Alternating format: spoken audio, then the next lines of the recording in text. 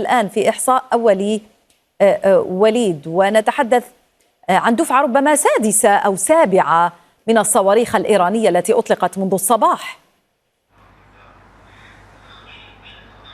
هي سابعة من الصواريخ الإيرانية، لكن كانت خلالها أيضا دفعة صواريخ من قبل حزب الله.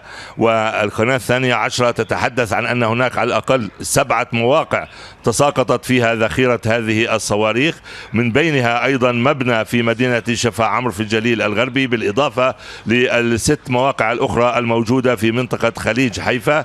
وهناك دخان يتصاعد على ما يبدو حتى من منطقة مجمع النفط في خليج حيفا الذي سبق وأن استهدف قبل بضعة أيام.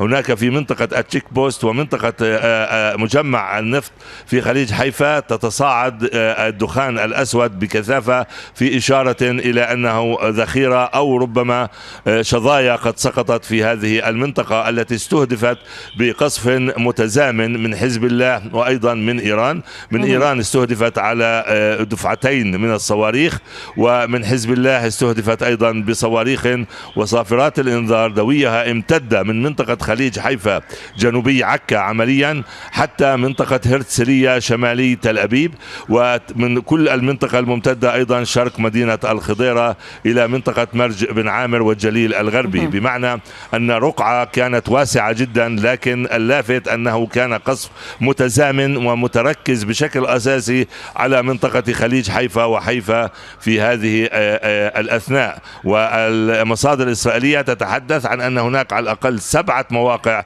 تساقطت فيها شظايا وذخيرة هذه الصواريخ في منطقة خليج حيفا على وجه الخصوص، بضمنها مدينة شفا عمرو أصيب فيها مبنى، وبضمنها أيضا 6 مواقع في نفس منطقة الخليج، وهو منطقة صناعية كبيرة.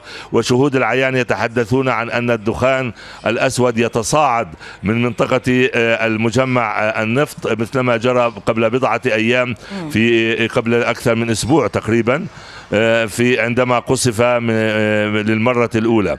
هذه المرة هذه المنطقة استهدفت على نطاق واسع، وهذا القصف المزدوج الإيراني على دفعتين يكون قد السابع منذ صباح هذا اليوم. ال5 الباقية جميعها استهدفت مناطق في جنوب إسرائيل، وهاتين المرتين المتتاليتين استهدفتا الشمال منطقة حيفا، وكان متزامنا مع قصف من حزب الله أيضا.